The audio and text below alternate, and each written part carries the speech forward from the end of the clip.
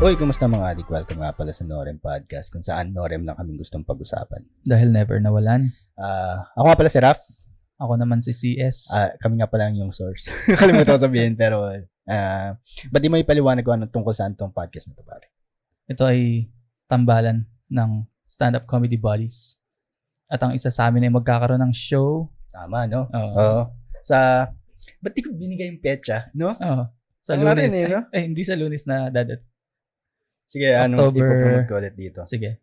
Kasama ako sa isang show sa Joketoberfest. Ang pangalan nito ay Monday Night LOL, Rising Stars of Pinoy Stand-Up Comedy. Kasama ko dito syempre si Ron Dulatre, Richard Tan, Jason Gomez, si Russell Arabis, Juan Paulo, at hosted by Eman Laus. Ito yung magiging showcase ng mga open micers, mga open mic rats, yung mga laman ng open mic na nakakuha din ng some sort of success siguro for the past year. Oh. Kasama ko doon. Syempre tinatrabaho to kasi craft to. Sana makapunta kayo, hindi ko na naman binigay yung petsa. October 16, 8:30 PM, 500 pesos pag bumili ka ng ticket sa website, pero pag sa door or nag-walk-in ka, 700 at door. Kaya sayang din yung 200 kung marami kayo, di ba? Pambili nyo na rin ng beer. Beer. Sa Wicked Dogs BGC, pare. Ayun pala, hindi natin nasabi. Gagawin. Wicked Dogs. Ayun, para sa 11 na nakikinig, sana makarating kayo. 11 na yung listeners na. Average.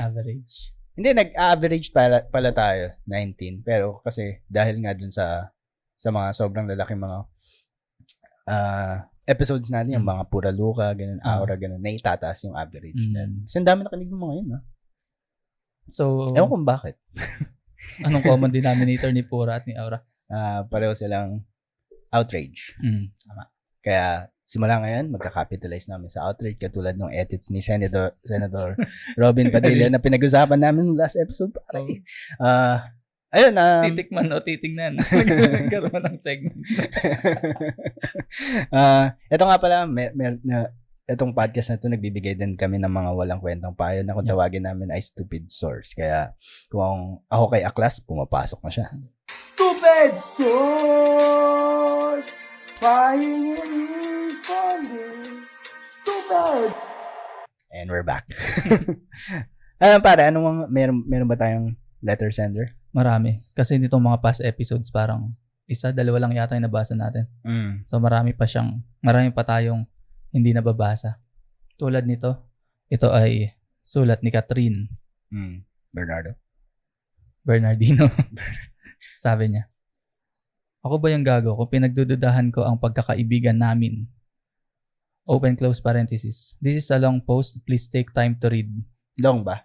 Oo, kaya huwag na to. Ayaw na namin to. Mahaba. Mahaba to. Nahantok na si CS. Wala pa siyang tulog. Ito na lang. Hindi, nasabait pala. Sorry, Catherine. Pakilala mo na lang ulit siya na Catherine. Oo, ito si Catherine. Para silang pangalan. Bernardino din. Ito. Hello? Then sabi niya, live within your means. Lalo ba tayo naghihirap?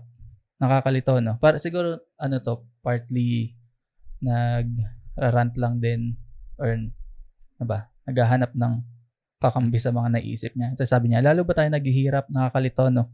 Marami nagsasabing, ang mahal na ng Goldilocks, and yet, ang dami din naman nagsasabi na, dati tuwing birthday lang natin na-afford to, ngayon pang merienda na lang. Kahit saan ka pumunta, ang daming naka-iPhone na worth 50 to 100k. Laging puno ang mga resort, beach, galaan. Samantalang noon, sobrang bihira na makagala tayo. Kita nyo, hindi wala ang traffic. Ang dami na rin kasing nakakabili ng kotse. Dati pang mayaman lang naman talaga yan. Naghihirap ba talaga tayo or dumami lang talaga mga social climbers sa panahon natin ngayon? Wala naman masama mag-enjoy dahil karapatan naman natin yon. Pero sana naman gumastos lang tayo ng naayon sa kinikita natin. Initial thoughts. Ano? Ha? Ba't mo napili yan? Maigsi lang kasi siya. Tama. Ikaw ba rin? Anong masabi mo dun? May point. Pero madaling baliin kasi yung mga madaling baliin yung mga sinasabi niyang statement niya. Statement. Tama, statement. Madaling baliin. Pero, ayun. Tsaka parang nakikialam siya sa ibang buhay. sa buhay ng iba. Pero, ayun, yun lang. Madaling baliin. Kaya, ikaw, initial thoughts. Siguro sa inflation yan. Sige pag-usapan natin. Isa-isahin mo. Sa inflation yan yung sinasabi niya. Pero sige. Ang sabi niya, mahal na ng Goldilocks. Sabi ng iba. And yet, marami rin naman nagsasabi na dati, tuwing birthday lang natin na-afford to, ngayon pang merienda na lang. Mahal ba yung Goldilocks dati? Same lang naman. 300 plus. Yung isang Pag sinabi niyang Goldilocks, yung ulam ba doon o yung cake? cake siguro. Oo, kasi birthday. hindi ka naman araw-araw magki-cake, di ba? Tapos tuwing birthday lang na-afford. Ngayon pang merienda na lang daw. Naghihirap pa tayo. Sa tingin ko, mahilig ka ba sa cake? hindi ako kumakain ng cake pa. Kahit anong cake. Yung mga sponge. Yung mga ganong klaseng cake. Nyari bumili kami ng cake, ganun, sambo, ganun. Hindi ako kakain. Hindi ko gusto yung pakiramdam sa bunga na dry. Parang nahihirinan. Ganun. Hindi ko alam kung yung ibig sabihin nun, pero oo, yun yung nararamdaman ko. Nahihiri. Nabubulaukan. Ang dry lang masyado. Nyari pag bumili si Ali ng cake, di ako sa kanya lahat. Gano'n ka ba? Nakakatawa pa si Ali. Kasi kunwari pa siya, hindi ko kaya ubusin to. Naubos naman. Alison Square? Hindi naman, siguro mga half. Half roll, gano'n. Roll, gano'n. Pag bumibili siya ng cake, sabi niya. Tapos, kasi, pag nakakita ko ng cake, hindi appetizing talaga. Hindi ko gusto. Tapos, kahit anong cake? mag-i-inert. Hindi, gusto ko yung, ano nga yun? Ano yung bilog na dilaw sa Red Braso Ribbon? de Mercedes. Yun. Gusto ko yun. Yun ata yung cake na gusto ko. Cake ba yun? Hindi ko alam. Braso pastry. Mahilig ako sa sandwich. Pero kasi hindi sponge cake. Pero yun sa wala akong maalala kasi na hindi namin afford yung cake. Kasi hindi ka rin naman kasi araw-araw bumibili. So, ayun, yun nga yung sinasabi niya na dati tuwing birthday lang. Hanggang ngayon naman, tuwing birthday lang din. Araw-araw ka ba? Ano ba, pag nag-crave ka ba sa cake, bibili ka ng cake? Ganun. Sa birthday, talaga? Oo. Talaga? Ito nakaraan. Gusto ko ng ube cake. Sige, bilhin. Ayun nga yung sponge cake, nga yung mga ganun, yung may icing. Yun. O siguro kasi, ayun din, kasi may adult money na yung mga tao. Siguro, bumibili din yung mga matatandaan, pero hindi mo lang alam, siguro. Or dati, kasi wala pang pambili nga. May iba pa siyang example Ang hirap i-prove nung data. Kahit saan ka pumunta, ang daming naka-iPhone na worth 50 to 100K. Oo nga, no?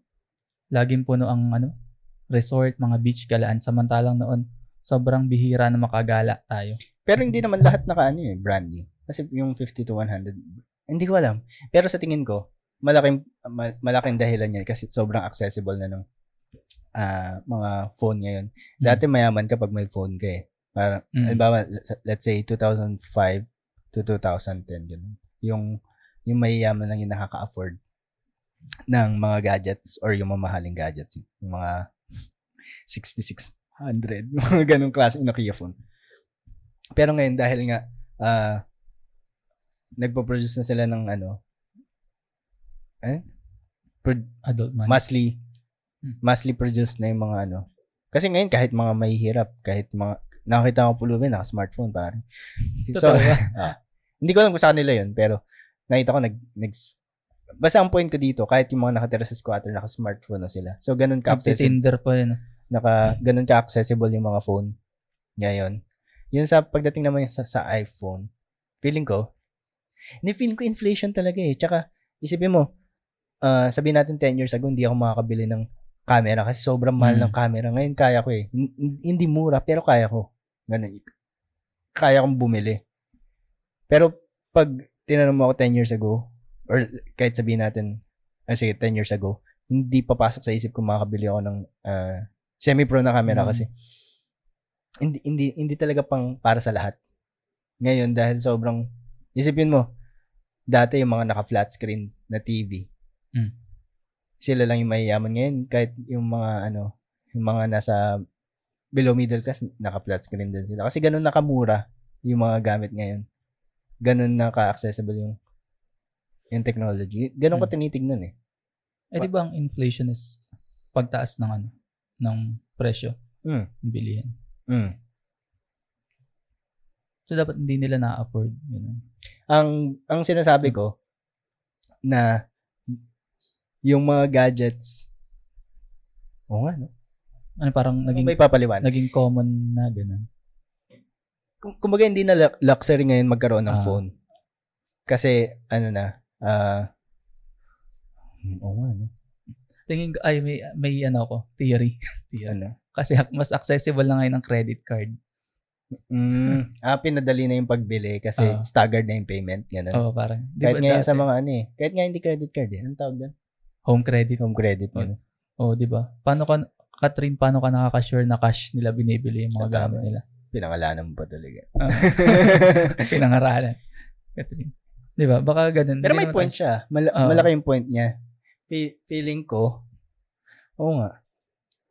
Kasi ang point niya, akala ko ba naghihirap tayo? Kasi naririnig ko na rin to dati, pero bakit ang dami pa rin naka-iPhone, mga bagong model ng sasakyan, nakakabili tayo.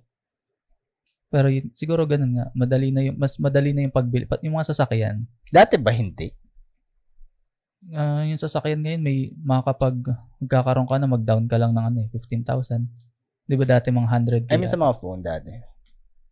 Sa mga phone, hindi madaling bumili? Oo. Paano ba ako bumiling phone dati? Dati second hand lang mga phone ko eh. Hindi ako mahilig kasi sa phone eh. Pero, ayun nga, baka yun sa home credit, di ba? Mas madali na siya. So parang pinoprove natin yung point niya na maraming social climber ngayon, gano'n. Kasi alam mo yun, yung mga Apple products, status symbol yan eh.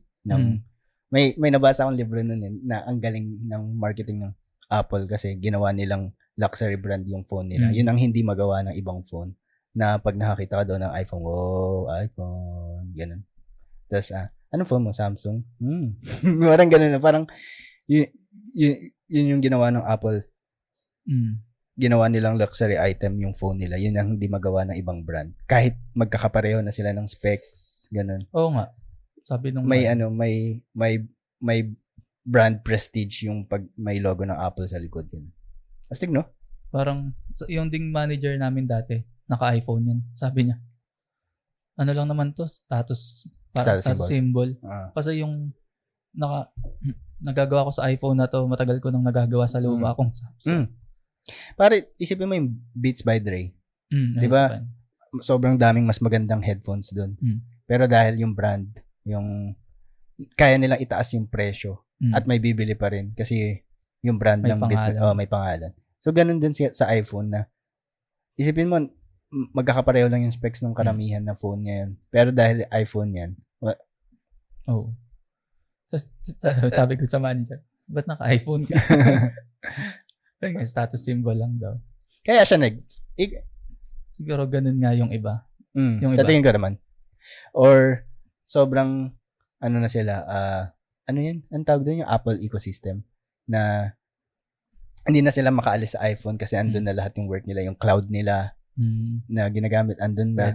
Tapos pag bumili ka ng bagong phone, wala ka na masyado isi-set up kasi lilipat na lang dun sa bagong phone mo yung mga dati mong ginagamit, ganun. So, hindi ba kaya yun? Ha? Hindi ba kaya yun sa Android? Kaya. Sa Samsung, inumpisa na nila yun eh. Kasi isipin mo pare, kung may iPhone ka, tapos may iWatch ka, tapos sync na yun. Tapos sobrang seamless ng pag nagko-communicate yung phone mo tsaka yung yung tawag dito yung watch mo. Ngayon, ilagay mo yun sa lahat ng Apple products, saka laptop mo, nagsisync lahat. Kumbaga, isang device lang lahat ng ginagamit mong tablet, phone. Yun yung ecosystem na sinasabi ng Apple ecosystem. Na sobrang pinadali na yung buhay mo. Hirap ka nang hirap ka na mag-try ng Parang sa din para sa pag-edit. Sa Adobe, ang dami naman sobrang mas maganda daw. Hindi ko chinek. Pero yung, at least yung mga narinig ko sa YouTube, maraming mas madaling gamitin kaysa sa Premiere Pro. Pero sa tingin mo, makakalipat pa ako. Ngayon, ang ginagamit ko, yung Adobe Audition, Photoshop, yung mga yun, connected yung mga apps na yun sa isa't isa. na pwede akong mag-back and forth Mm. from, kunyari nag-edit ako. Tapos seamless akong pupunta sa audition para i-edit lang yung part ng sound na yun. Tapos babalik na, tapos mag-sync na dun sa Premiere Pro. Ngayon, kung gagamit ako ng iba pang editing videos, editing programs. Hindi ko magagawa yun. So, parang ganun yung ginagawa sa akin ng Adobe, sa ginagawa dun sa mga Apple users, na sobrang pinadali na yung buhay ko. Hindi na ako makakaalis dito, alam ko, kahit sobrang daming mas magandang program. Ganun siguro. Ano bang nagagawa kasi wala akong Apple project. Anong nagagawa nung pag-sync? Anong nasi-sync niya na? Lahat eh. Contacts, yung mga notes mo, yung mga photos siguro pag may iCloud ka ganun. Siguro mas okay kung mag-research ka na kasi ang alam ko lang yung surface level, yung pag-sync. Halimbawa, kunyari may naalala ka, pwede mo sabihin doon sa mo. Tapos mag-sync na lang din doon sa phone mo. Yung kunyari may reminder ka sa sarili mo, ganun. Settings. Siguro hindi ko lang maintindihan bakit. Tsaka ang bilis para yung messenger din nila. Yung blue, ano ba? Green. Air blue. Basta yun. Yung messenger naman ginagamit natin dito sa Pilipinas. Hindi ko lang magets nga. Ayun. Yung bakit every time na magkakaroon ng bagong model, parang gahis na. Sabing kasi gahis ang tawag. Parang gustong-gusto mong magkaroon nun. Pero same lang naman yung, siguro dito ko naintindihan si Katrina, same lang naman yung ginagawa mo. Messenger. May messenger sa app. Basta yan. Yun lang naman ginagawa mo. Facebook. Instagram. Photo. Tapos, hindi pa napupuno yung memory ng luma mong phone. Pupunta ka na sa bago. Parang ganun. Yun lang hindi ko magets. Or hindi ko na iniintindi kasi alam ko, sabi hindi nga mo natin, magets na bakit gagastos ka ng malaki na nagagawa naman na mas mura. Yun ba yung... parang feel ko nasagot natin yung prestige na nadadala ng yun kasi nga, hindi yan phone, isa yung iPhone. Alam mo yun, magkaiba eh. Status, yun na. Yun lang din yung naiisip ko na status symbol na tingin ko hindi ko ma-comprehend sa sarili ko na ganun. Na bakit kailangan ko ng status symbol. Pero sila gusto nila. So, trip nila yun. Tulad nga yung point niya, dumami lang ba talaga yung mga social climber. Ayun ba yun? Pag hindi mo afford talaga ang isang bagay tapos bumili ka, social climber ka ba? Ganun. Yun ba yung definition ng social climber? Ang tingin ko ang social climber yung partly siguro. Basta yung pinipilit mong maging yung status mo sa buhay makita kang mataas. Pero sa totoo, gabi-gabi kang nagbabar.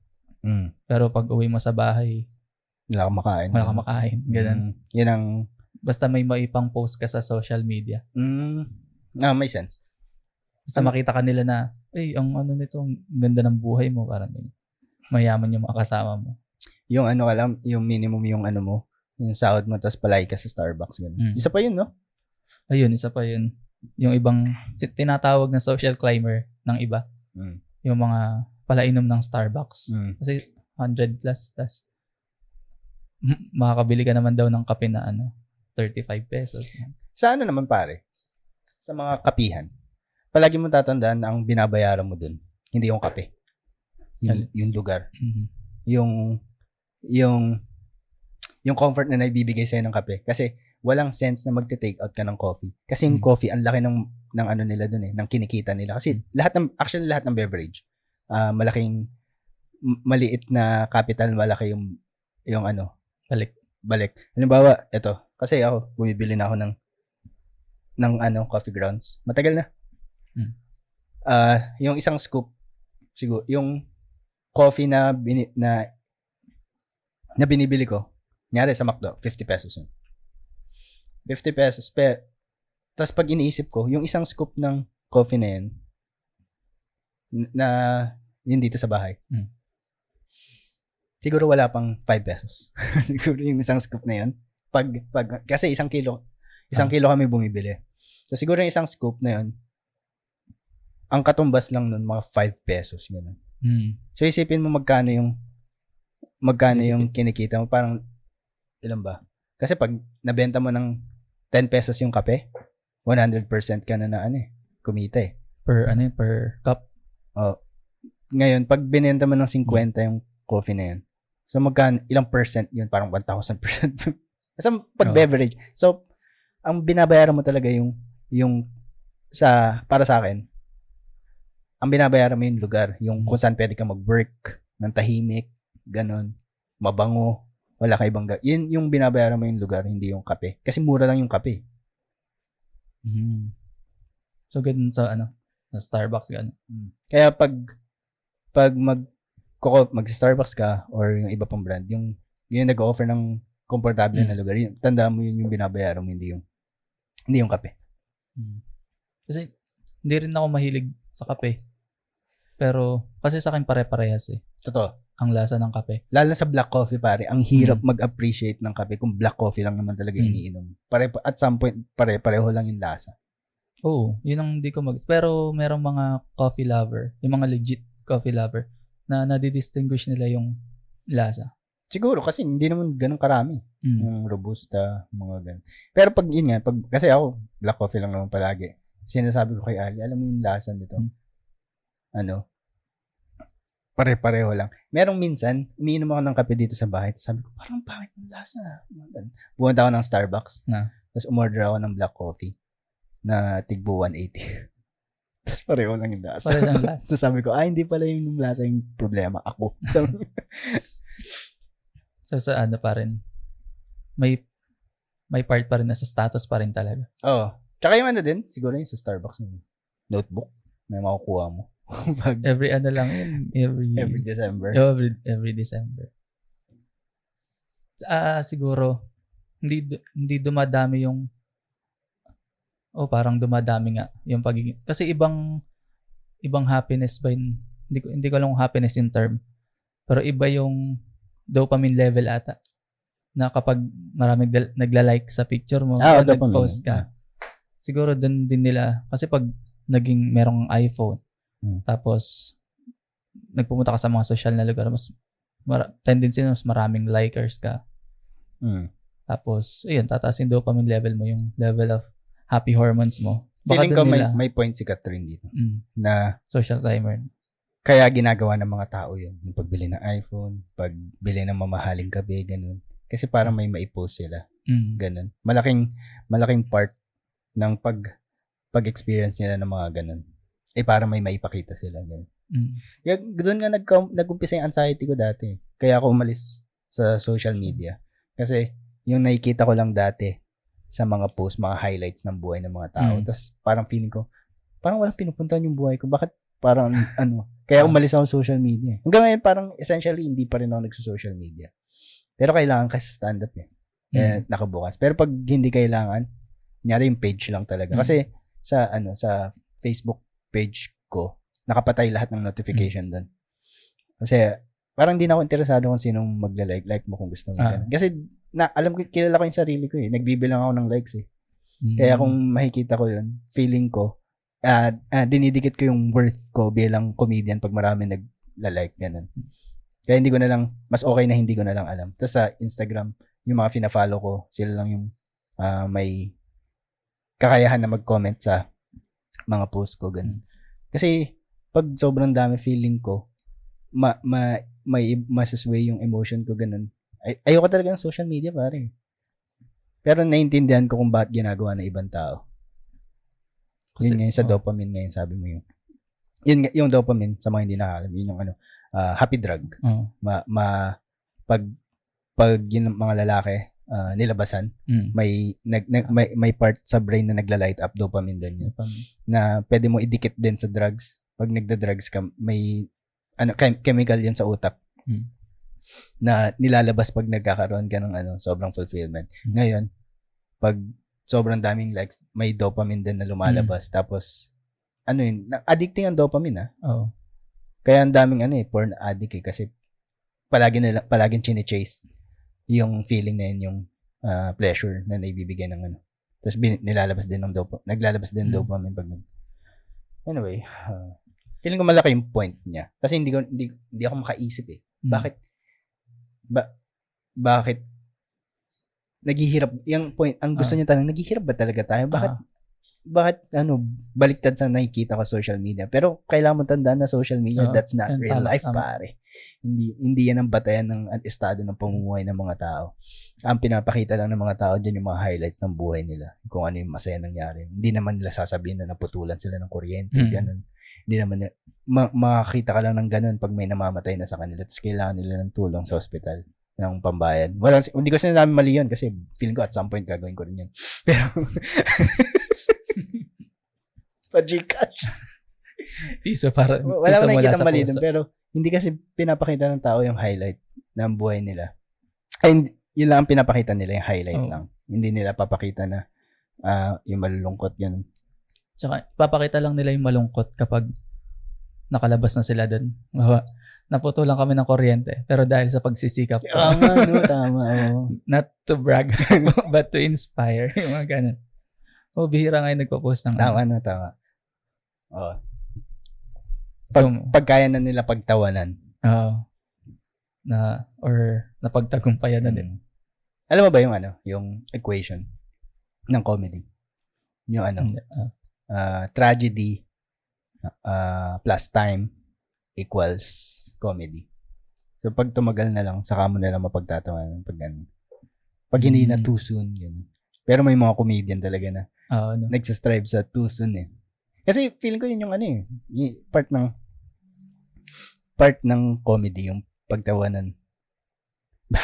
Hanapan ng humor eh. So, anyway, okay na siguro tayo. Ikaw ba, may gusto ka pa ba idagdag dito? Feeling ko na dead end tayo, wala tayong masabi kasi siya observation siya observation. Hindi talaga siya nagtatanong. May naobserbahan niya lang tapos which is tama. May point.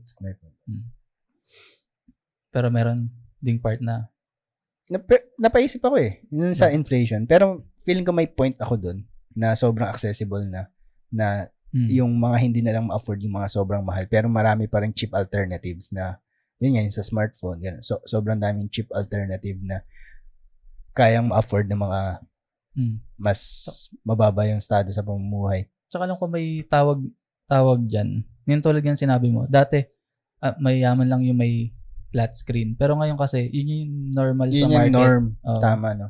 Wala ka na mabibili na kahit 500 pesos na second-hand TV. Flat screen na yun Pero hindi ko alam kung ano yung tawag. Depende na lang siguro sa may bibigyan kasi may mga smart TV ganun. Pwede ako magbigay ng sobrang dami example halimbawa sa food yan. Nung bata pa lang ako sinasabi na mahal na yung bilihin. Ngayong 20 years after siguro, yun pa rin naririnig ko, mahal pa rin yung bilihin Patas ng patas. Pero yung hindi ko talaga siguro dead end na tayo. Okay na tayo dito. Siguro Catherine, isipin mo na lang na yung mga nakikita mong nagsasabi ng naghihirap sila ay ibang tao dun sa nakikita mo ng may iPhone. So, pero naniniwala din ako na yung history repeat itself. Parang cycle lang din to. Diba? Pero yung sabi ko, bata pa lang ako narinig ko na mahal yung bilihin. Ngayong adult na ako, yun pa rin yung naririnig ko. Pero siguro mas feel ko lang kasi pera ko na.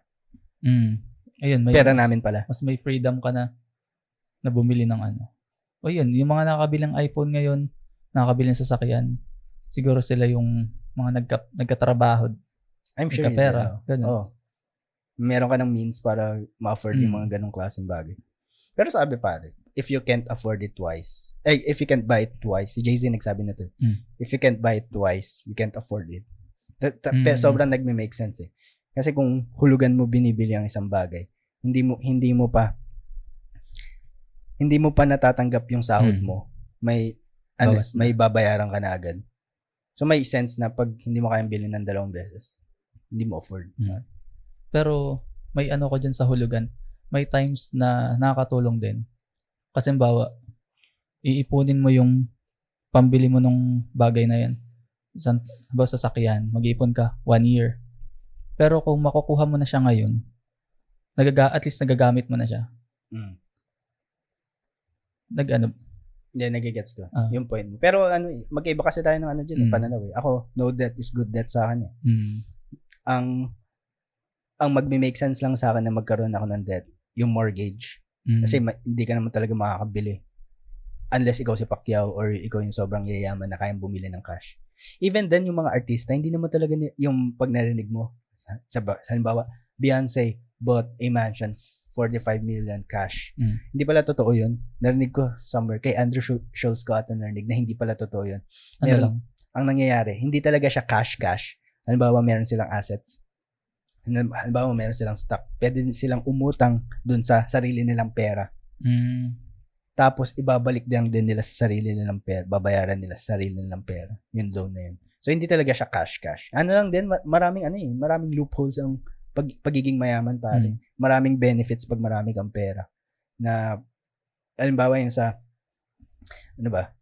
marami kang, hindi ko may paliwanag na maayos. Siguro pag tinanong mo ako 5 years ago, masasagot ko lahat. Kasi sobrang hilig ko sa personal finance. Pero ngayon, medyo dwindle down na ako kasi hindi ako masyadong, hindi na yun yung focus ko. Hindi ko na focus mag-save sa ngayon. Mag-spend. Hindi na big spender eh. Hindi, pero yun, ano ba yun? Yung example mo sa bahay, bawa, kung mag-iipon ka ngayon, pambiling bahay, abuti ng 1 year, next year pa mabibili. Pero kung kukunin mo na ngayon, at least natitirhan mo na, imbes na, nakatira ka sa ilalim ng tulay, parang ganun. So, sa tingin ko, para sa akin, sa ilalim ng tulay talaga. Ang daming pwedeng example. No? Yung nakatira pa talaga sa ilalim ng tulay, yung makakabili ng bahay. Hindi, parang hinuhulog-hulugan niya. Parang, sa tingin ko, ang maganda yung hulugan kung yung bagay na yun is kailangan mo talaga, magagamit mo. Hindi yung magkaroon ka lang. Kasi kung need mo ng sasakyan, feel ko hindi need yun. Ay, hindi. Sasakyan. Sa ibang part. Nakatira ka sa Japan, hindi mo need ng sasakyan kasi sobrang ganda ng public transportation nyo. So, hindi talaga need. Siguro nakikita ko na need dito kasi sobrang hirap talaga mag-commute. Hindi pa. Isa pa yun, sinasabi ng iba. So, yun yung siguro, para sakyan lang yung point mo. Magiging kailangan mo lang ng sasakyan. Pag hirap ka talaga. Pag yung comfort na naibibigay sa yung sasakyan, na-outweigh yung yung discomfort pag pag nag-commute ka. Ang hirap na itong topic na to, pare. Ayoko na. Last words kay Catherine. Catherine, sa podcast kasi na to, hindi kami madamot. Kaya kung alaws kayo, no-rem kami. Hindi kami madamot sa walang kwentang, wala tayong naibigay na payo kasi clueless din tayo eh. Pero sige pare, itong podcast na to, hindi kami may mga off days din kami katulad nito. Off day to, no? Hindi tayo wala akong mapiga eh. Kahit doon sa last episode natin, wala akong mapiga pare. Nag-agree lang tayo sa kanya sa ibang bagay. Tapos medyo kinontra lang din natin yung ibang bagay. Nag-uumpisa pa lang naman tayo. Actually, wala pa nga tayo masyadong system dito. Parang nag-free flow pa rin tayo. Pero siguro, mag-search na ako. Gusto ko rin pag-usap. Na-inspire ako dun sa Bago Matulog. Na nag-usap sila ng tungkol sa conspiracy theory. Parang gusto ko yun. Kasi parang feeling ko tayo. Stimulate yung brain natin. Pero itong podcast na to, parang hindi kami madamot sa mga walang kwentang kwentuhan. Kaya kung alaws kayo, no rin kami.